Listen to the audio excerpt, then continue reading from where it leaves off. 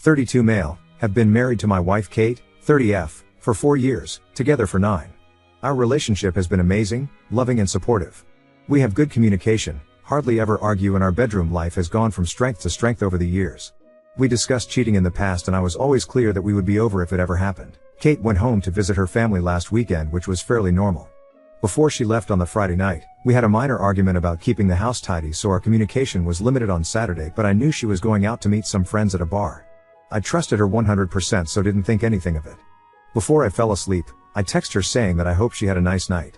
When I woke up on Sunday morning, I had a missed call from Kate at 4 a.m, so I immediately called her to check if she was okay, but no answer. After a few hours I tried again a few times, but still no answer. Around an hour later I got a message saying she was fine and was driving back soon. Kate got home late afternoon and looked awful. She had clearly been crying, was not wearing any makeup, unusual for her, and looked like a shell of a person. I knew right away something was wrong, but she wouldn't let me hug her and would barely speak. I sat her down on the couch and made her some tea. I gently encouraged her to tell me what was wrong, and she burst into uncontrollable tears for at least 10 minutes while I was trying to comfort her. She then proceeded to tell me, stopping every few words, that she had slept with someone last night after the bar. At that moment, something in my brain broke. I can't describe it any other way. I immediately got up and jumped in my car and drove off. I went to a park and walked around it for about an hour. Kate was calling my phone constantly and I turned it off. When I got home, I grabbed 2 suitcases from the garage and went to our bedroom. I threw some of Kate's clothes and shoes into them and left them by the front door. Kate was lying on the floor in the living room, curled up into a ball sobbing. I called her best friend who lives nearby and told her that Kate needed a place to stay and a ride to her place, and that Kate could explain everything to her later. I told Kate I was leaving for an hour and that her friend was coming to pick her up. She grabbed onto my legs trying to stop me from leaving. When I returned home again, Kate was gone and so were the cases. On Monday, with a clearer head, I answered one of Kate's many calls and told her that I needed her to send me an email with as much details as possible of that night, and if she leaves anything out, there will be no hope of reconciliation. I received this email on Monday night but still haven't opened it. Since then, everyone has been trying to contact me, but I have just been working, exercising and sleeping.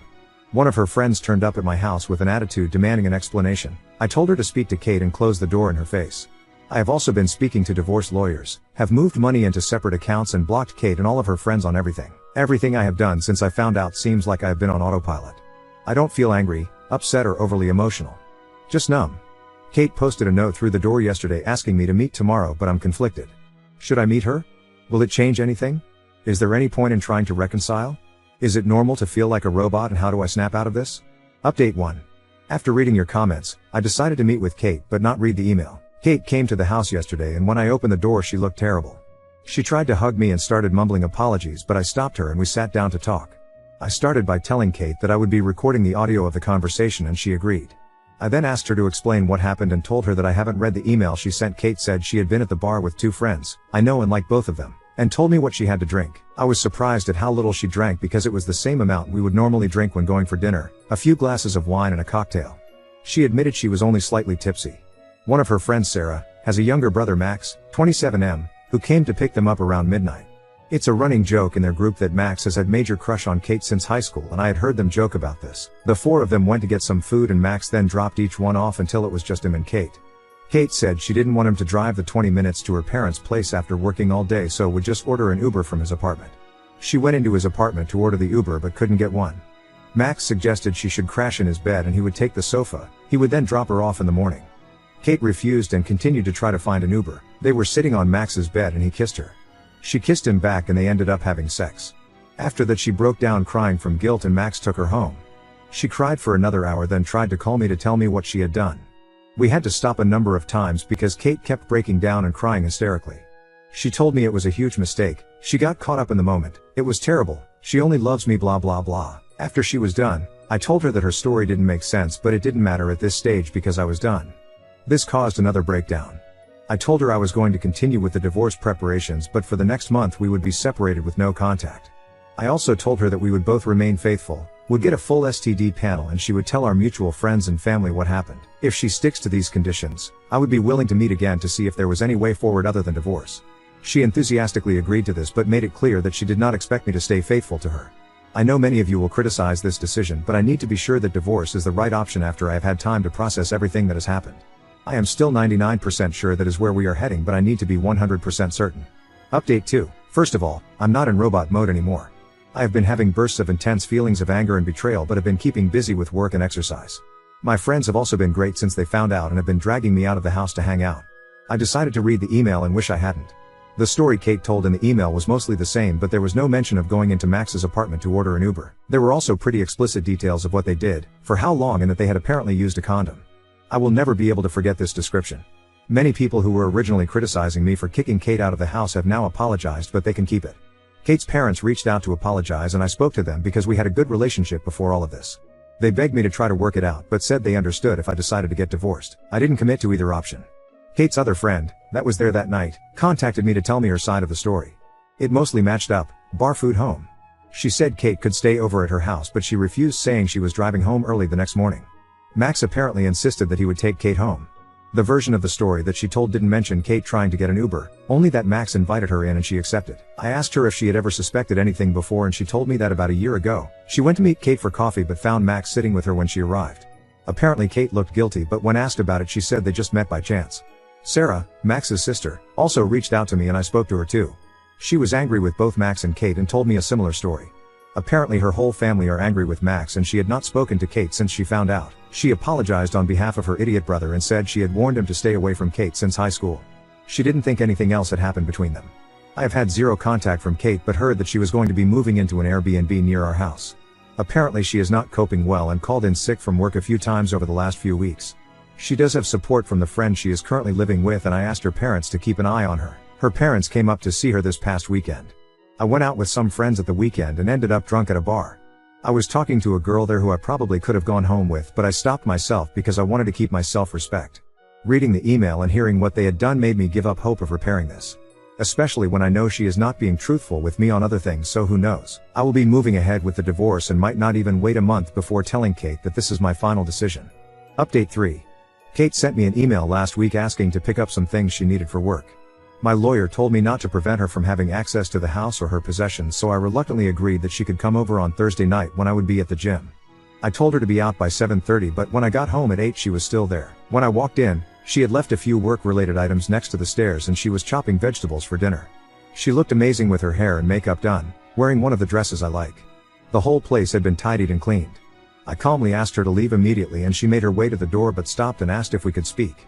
I should have said no, but I eventually agreed. We sat down and had a conversation for around an hour which jumped from topic to topic. Again I told her I would record the audio and she agreed. I started by asking her if she had kept her side of the agreement we made the last time we spoke. She said she had taken an STI test which was all negative, mine was too thankfully, and a pregnancy test which was negative. She hadn't been with anyone else and also told a few friends and family what happened and many of them were angry and were not speaking to her. I asked a lot of questions that had been turning over in my mind for the last few weeks. She confirmed that her reason for going into Max's apartment, the Uber story, was BS and she said he invited her in for a drink and she agreed knowing at some level that something was going to happen. She can't explain why she did this other than being selfish and enjoying the attention. She also confirmed that she had texted with Max a few times over the years because he would shower her with compliments and make her feel good.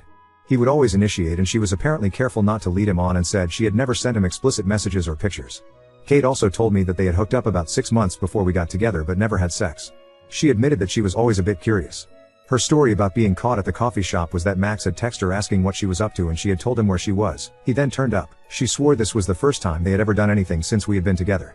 She said there was nothing missing in our relationship and she hates herself for ruining her perfect marriage and causing me so much pain. I told her that I still don't believe her story and that there was no point in continuing the conversation. She calmly asked what she would need to do to make this right, offering up her phone, location sharing, not going out without me, etc. She had clearly been doing some research. I said that I had no plans to become her prison guard, especially when I would never get over the betrayal. Things then took an unexpected turn which caught me completely off guard. She asked me to turn off the audio recording because she had something private she wanted to discuss and didn't want other people hearing it. I refused and she reluctantly continued. She asked if I had been involved with anyone else sexually since all of this happened, making it clear she was fine with it. I told her no and she said that I must be going crazy. We used to have sex almost daily, and started talking dirty about all of the things I could do with and to her. This involved a lot of kinky things that I had wanted to try or had only done a few times. She said she wanted to meet my needs, even if we did not get back together. She said we could have as many threesomes as I wanted from now on, or we could be open on my side only, and she would even find partners for us/me. She was trying very hard to turn me on and I stayed silent until she asked who I wanted to have a threesome with. For some reason, I mentioned the name of her coworker who is 5 years younger than Kate and a total knockout. This surprised her, but she was in too deep and asked me what I wanted to do with her. I went into detail about a pretty hardcore scenario and Kate was encouraging me until I said that she would just be watching. This again caught her off guard, but she went along with it. Later on, I realized that I only said all of this as a petty attempt to hurt Kate, which I don't feel good about. She was obviously convinced that her plan was working, so she pulled up her dress and got into my favorite position on the couch, begging me to have sex with her. I'll admit that for a few seconds my body reacted even though my head was not in the game. Everything suddenly came into focus and the content of her email came flooding into my head. I can't explain why, but I started to laugh. Not just a chuckle, but a full-on belly laugh. She looked hurt and moved away, then started to cry. I told her it was time for her to go and she left quickly, probably due to the embarrassment. I also said she needed to hurry up and get a lawyer because we are getting divorced. The post-nut clarity after she left confirmed that I had dodged a bullet. I have a meeting with my lawyer later this week and want to move forward with the divorce as quickly as possible. Update 4. My wife admitted to having a drunken one-night stand last week and it has turned me into a robot. Thought I would provide a final update on the situation for anyone that is interested. The last few months have been tough and I have only seen Kate in person a handful of times. After a few weeks of no contact, I decided that we should discuss things with a clearer head. We went for lunch and had a calm, respectful conversation about everything that had happened and what reconciliation might look like. Kate said she would do anything to get things back on track and I believe her, but didn't commit to anything. After that, Kate asked me to go with her to see her therapist, who is also experienced in dealing with married couples. I thought about it for a few days before agreeing. The session was tough with a lot of tears, but I didn't get a straight answer on why Kate had decided to cheat. The therapist was surprisingly fair to both of us and was not judgmental. We again discussed reconciliation, but I told her that I thought it was best to proceed with the divorce. Last week, I drove up to her parents' house to drop off some tools I had borrowed from her dad. We had arranged for Kate to be there and for her parents to go out for a few hours to give us a chance to talk. I spoke with her parents alone, who were heartbroken, which was hard, but they were both very supportive. During the conversation with Kate, I told her clearly that I had given it a lot of thought, but I wanted to move ahead with the divorce. It came down to the fact that, in my view, we would never get back to where we were and I realistically can't see myself ever getting over the betrayal. Even if we could regain the trust, it could take a decade of hard work and that is too big of a risk for me. Kate finally accepted this and we had calm discussion about how we would divide assets, sell the house, etc., and wrote an email to our respective lawyers. We left each other on good terms. The divorce should be finalized by the end of the year and the house will be put up for sale soon. In the meantime, we will go no contact and agreed not to start dating until everything is finalized. I have had a few casual hookups and it feels strange to be going back to being single after all this time. I have been hitting the gym, spending a lot of time with friends and family and getting back into my hobbies. I'm optimistic about the future, and although I'm still devastated by the loss of my marriage, I feel that this has made me grow as a person. Now on to second story. Fiancé's mother handed me abortion pills at a family gathering, claiming it was a jewelry gift, and he's still silent. We were having a sort of an early holiday gathering hosted at his parents' house. It wasn't a small gathering either, and not everyone there knows we're expecting except his brother, mother and father. Right before got ready to leave, she gave me a small gift box which I initially thought was jewelry and told me to tell her or my fiancé what I think of it. All of this kind of happened in a rush and there wasn't even a gift exchange between everybody because it wasn't that kind of a party, but everyone thought she's being sweet to me because we're getting engaged soon. I was honestly tired and opened the gift at home, which is where I saw this wicked woman gave me pills, mifepristone and misoprostol, which are used for medical abortion.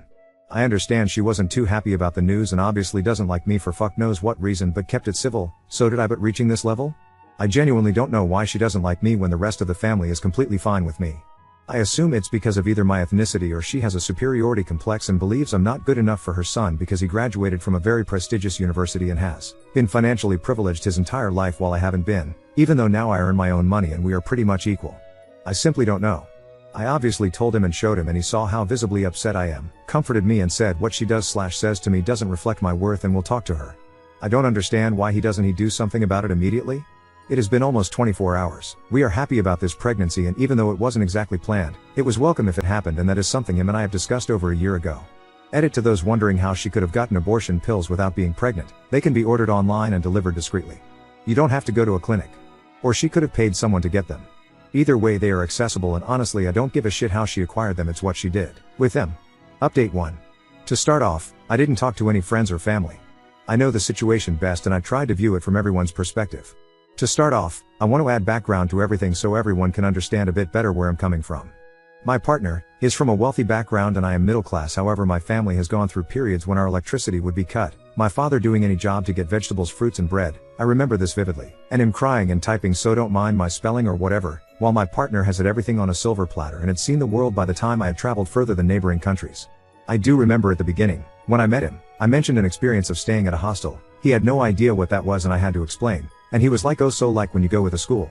Yeah, anyway, I have traveled a lot staying at hostels and truly loved it, especially when I traveled alone. Met so many amazing people, late night deep conversations, and at a point I was even convinced I had met my soulmate. On that note, the soulmate person, I dreamt of him last night again. I woke up before I got to speak to him again. My partner, born into wealth where few generations of his family got into one of the top 5 universities in the world, traveled etc. Fuck him, you get the idea. I decided to do something manipulative. I know it is, probably even illegal, but I had to in order to get him open up. I told him I saw a cool hack on TikTok for a whiskey glass where you freeze water in the glass while it is tilted and it freezes so you don't have to add ice. Whatever, you get the idea. So I told him to try it out, but my main goal was to get him talkative and open up to me. And no, he didn't talk to his mother, but once again, fucker, this is between us. I asked him if it's good that way and he said yes, to which I replied I wish I could try it, but I can't drink alcohol now, and he just laughed. I said, well, maybe I should use your mom's gift, haha, to which he only smirked and looked away from me, and I just knew something was up. I don't want this to be too long, but his mother is insane. She has kicked him out at the age of 11 and the same day she called the police that he ran away, had threatened with suicide and tried to do it, and is diagnosed with a personality disorder. This is as short as I could make it because the update isn't about them honestly. I told him I personally am unsure about having a child and he told me he would support any decision I would make. So much for a happy father, but yes. I am leaving the country in less than 2 weeks and I will be having a medical abortion. I don't want to be in this family. Essentially, their opinion is that I am in for the money, which I never even thought about, and I am financially independent. Yes, I do live with him, but I am most definitely able to live without his financial support. The leave is for me to have a break from everything that has happened, and I put actual jewelry in his mom's box with which the abortion pills came with. It's a break is what I said to him because he was in a vulnerable position and I didn't want to distress him further, but I am leaving and I can most definitely provide for myself, so that's not an issue. In less than 2 weeks I will be away. Once again, thank you to everyone who commented and messaged me. It has been overwhelming and I can't reply to everything, but thank you very much for being there for me. Edit. The jewelry I put in the box is the ring which he proposed with. I didn't buy her anything.